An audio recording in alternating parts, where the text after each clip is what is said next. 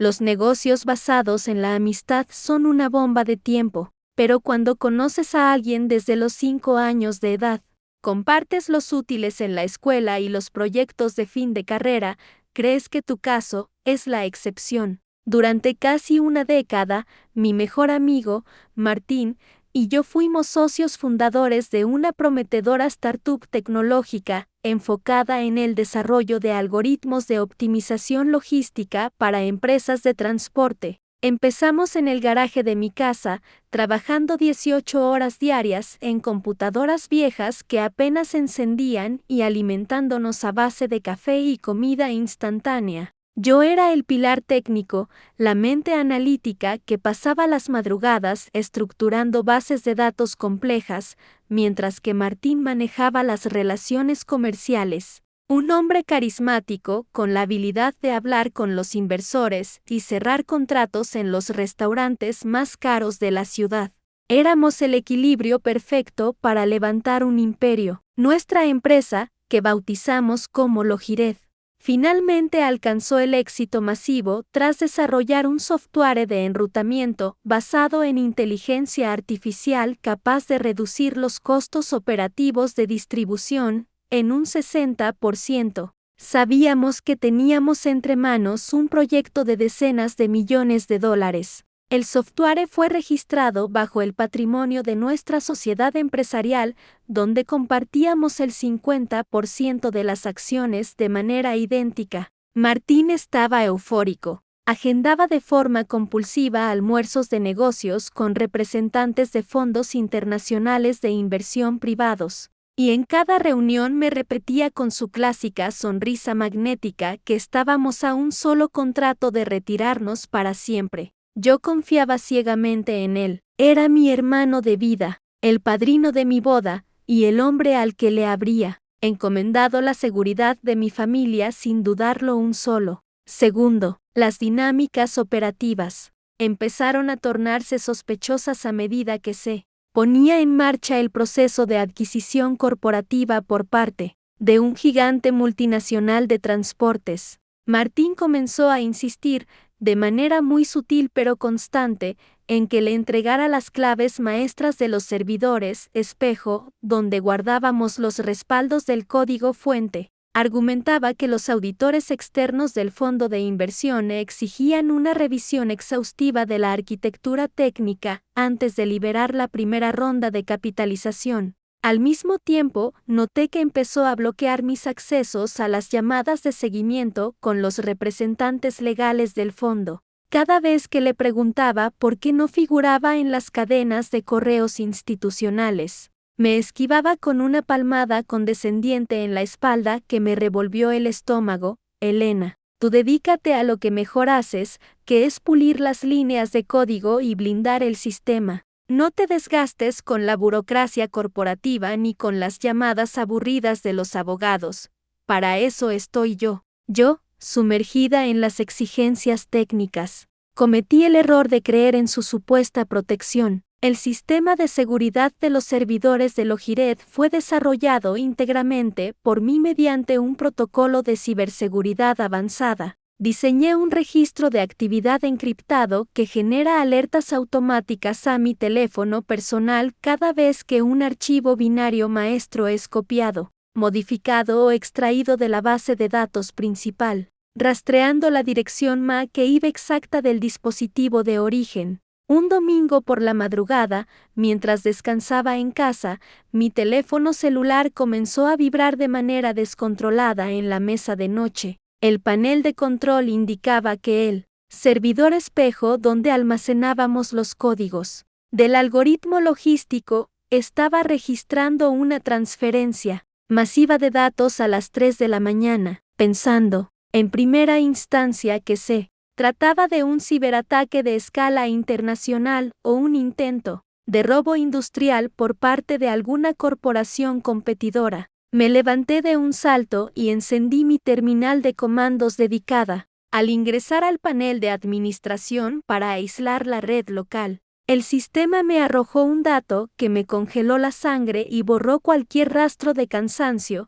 El acceso fraudulento no provenía del extranjero, sino de la propia oficina privada de Martín, en la sede central de la empresa. Lo perturbador de la situación era que, de acuerdo con el calendario institucional, Martín supuestamente se encontraba en un viaje de descanso familiar fuera de la provincia. Movida por una corazonada oscura, ejecuté un comando remoto silencioso que me permitía visualizar en vivo lo que se proyectaba en la pantalla de su computadora de escritorio. Lo que mis ojos presenciaron en esa pantalla destruyó los últimos 10 años de amistad, de esfuerzo conjunto, y congeló cada rincón de mi alma. Martín no estaba revisando documentos de la auditoría. Estaba en una videollamada confidencial de Zoom con los directores jurídicos de la multinacional compradora y con un notario público. Vi cómo estaba extrayendo todo el código fuente de mi algoritmo para cargarlo en un servidor externo privado registrado bajo una nueva empresa fantasma donde él figuraba como el único accionista mayoritario. Escuché perfectamente la voz de mi socio, hablando a través del micrófono, diciendo: «Ya tengo todo el código maestro en el servidor externo. La patente de la tecnología ya fue registrada de forma confidencial a nombre de mi nueva firma. Mañana lunes a primera hora, ejecutamos la declaración de quiebra técnica de Logired alegando un fallo crítico, irreversible, en los sistemas. Dejamos a Elena completamente fuera del negocio y le pagamos una miseria por sus acciones devaluadas. Ella es solo una programadora que no entiende nada de finanzas. No tiene el capital ni las conexiones políticas para darnos pelea en los tribunales ordinarios». En ese preciso segundo, la Elena triste y traicionada que quería llorar por la pérdida del hombre al que consideraba su hermano de vida fue sepultada por la ingeniera de ciberseguridad fría,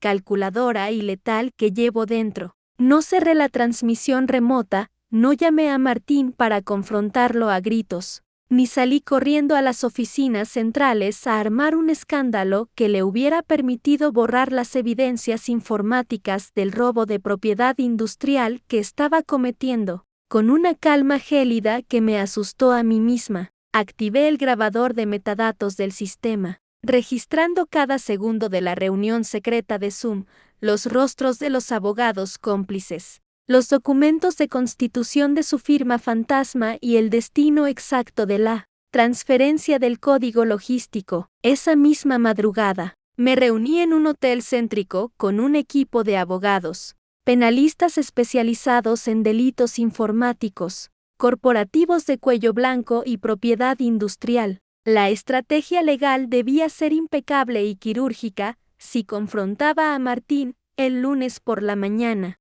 Sus abogados alegarían que se trataba de una copia de respaldo operativa permitida por los estatutos y usarían el dinero de la multinacional para dilatar un juicio civil durante años mientras ellos explotaban comercialmente mi software. Tenía que dejar que se sintiera el hombre más inteligente del planeta hasta que tuviera la soga completamente apretada al cuello en un escenario donde no tuviera escapatoria legal, aprovechando que yo poseía los privilegios de administradora maestra y desarrolladora original dentro del código del algoritmo. Decidí sembrar una bomba lógica o script durmiente oculto dentro del núcleo del software que Martín acababa de extraer. Diseñé una línea de comando cifrada que se activaría automáticamente únicamente si el software se ejecutaba fuera de la dirección MAC de los servidores validados de Logired.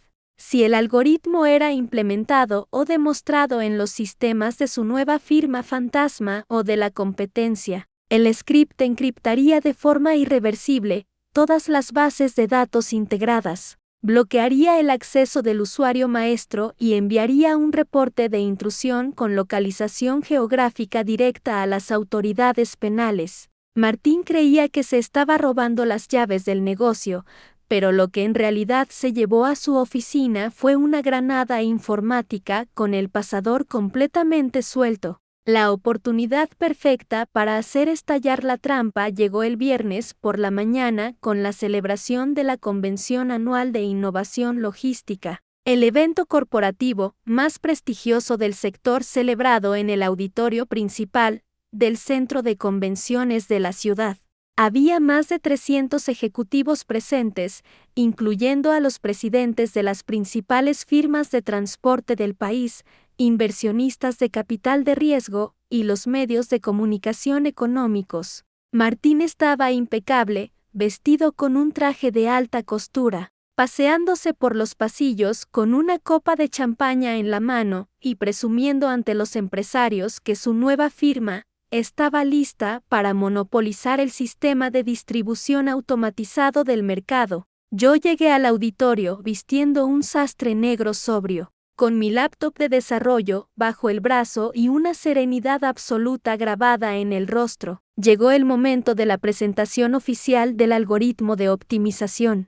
Martín subió al escenario principal, en medio de una ovación por parte del público inversor. Tomó el micrófono inalámbrico y comenzó a dar un discurso egocéntrico, atribuyéndose por completo el diseño matemático del software y hablando sobre la ética empresarial, la confianza y la innovación como los pilares absolutos de su exitosa carrera. Al final de su intervención, y siguiendo el plan de humillación que había estructurado, me pidió que subiera al escenario para recibir un reconocimiento público como la ingeniera técnica de apoyo del año, un intento descarado de encasillarme como una simple empleada de soporte ante los ojos de los inversionistas, antes de ejecutar la disolución por quiebra fraudulenta de nuestra empresa común el lunes siguiente. Subí los escalones del escenario principal con paso firme. Me paré a un lado del panel del proyector gigante y tomé el micrófono de la mesa de control de la sala. Miré a Martín directamente a los ojos con una ironía fría que lo descolocó por una fracción de segundo, y me dirigí al auditorio entero antes de que pasemos a la demostración comercial que mi socio ha preparado. Considero de vital importancia que la junta directiva y los fondos de inversión aquí presentes revisen el verdadero historial de propiedad intelectual y los protocolos éticos que respaldan esta tecnología. Martín cambió la expresión de su rostro e intentó interrumpirme, indicándole mediante señas al técnico de cabina que cortara mi línea de audio. Pero mi equipo de ingenieros de sistemas de confianza ya había tomado el control absoluto de los servidores multimedia del centro de convenciones minutos antes. Las luces del auditorio se apagaron por completo, en lugar de proyectarse la interfaz del software comercial de Martín. La pantalla gigante de 12 metros de ancho mostró el video en alta definición con metadatos de la videollamada de Zoom grabada el domingo por la madrugada. El audio nítido de Martín retumbó en las bocinas del salón de eventos con una claridad espantosa. Mañana ejecutamos la declaración de quiebra técnica. Elena es solo una programadora que no entiende nada de finanzas. No tiene el capital ni las conexiones políticas para darnos pelea en los tribunales. El auditorio entero se sumergió en un silencio tan sepulcral que podías escuchar el murmullo de indignación generalizado de los presidentes de las firmas de transporte, los representantes del Fondo de Inversión Internacional que estaban a punto de adquirir el software, se levantaron de sus asientos con los rostros desencajados, dándose cuenta de que estaban en medio de un fraude transaccional basado en el robo de patentes protegidas por el Estado. Martín se quedó petrificado en el centro del escenario. El micrófono inalámbrico se le resbaló de los dedos y provocó un pitido horrible en los altavoces de la sala mientras intentaba articular una mentira que ya nadie en ese lugar estaba dispuesto a escuchar, para cerrar el colapso de manera fulminante. En ese preciso segundo mi script durmiente se activó en vivo en la pantalla de demostración que Martín tenía conectada a la red local. Todo el sistema operativo de su firma fantasma se encriptó en tiempo real frente a los inversores, mostrando en letras gigantes rojas de alerta el mensaje de error del sistema: acceso denegado, software detectado como propiedad industrial en disputa criminal, reporte de robo enviado a las autoridades penales. En ese instante, las puertas principales del auditorio del centro de convenciones se abrieron de par en par. 4 agentes de la División de Delitos Económicos de la Policía Federal y 2 peritos de la Fiscalía Especial de Delitos Económicos ingresaron con pasos firmes. Subieron al escenario principal, le leyeron sus derechos a Martín y le colocaron las esposas en las muñecas ante las cámaras de la prensa de negocios y los líderes empresariales del país. Ver a mi mejor amigo de la infancia y socio de toda la vida ser escoltado fuera del centro de convenciones, arrestado y con la cabeza baja, frente a los empresarios más influyentes del sector industrial, fue un acto de justicia poética. El proceso penal que inicié junto a mis abogados trituró la vida de Martín en cuestión de meses. Al tratarse de un delito informático agravado que ponía en riesgo la seguridad de datos industriales y un intento de desvío de propiedad industrial, las autoridades federales persiguieron el caso con una severidad absoluta. Con los videos de la reunión confidencial y los reportes de IP irrefutables que entregué a la Fiscalía, Martín fue sentenciado a una condena efectiva de 7 años de prisión en un complejo penitenciario de seguridad media por robo de secretos industriales y fraude comercial masivo. La firma fantasma que había creado quedó completamente disuelta por orden del Tribunal de Justicia, y su nombre quedó marcado con un historial criminal irreversible que le impedirá volver a operar en el sector tecnológico o logístico por el resto de sus días. El proceso civil corporativo fue una masacre absoluta para él. Mis abogados lograron que el juez me otorgara el 100% del control accionario de la marca Logired, confiscando todas las cuentas personales de Martín y ordenando el embargo de sus propiedades y vehículos de gama alta como indemnización directa por los daños morales y perjuicios comerciales infligidos a la compañía. Terminó en la quiebra financiera total, viviendo en una celda de prisión y debiendo millones de dólares en multas restitutorias que la corte le impuso a favor de mi firma. Hoy, 2 años después de aquella mañana caótica en el centro de convenciones, Logired se ha transformado en la firma de optimización logística líder en el mercado, facturando el cuádruple de lo que facturaba antes y operando con un equipo de ingenieros y desarrolladores profesionales que respetan los códigos éticos del trabajo colectivo. Aprendí de la manera más dura que la lealtad que nace en la infancia no te garantiza la honestidad cuando los intereses financieros se elevan a gran escala,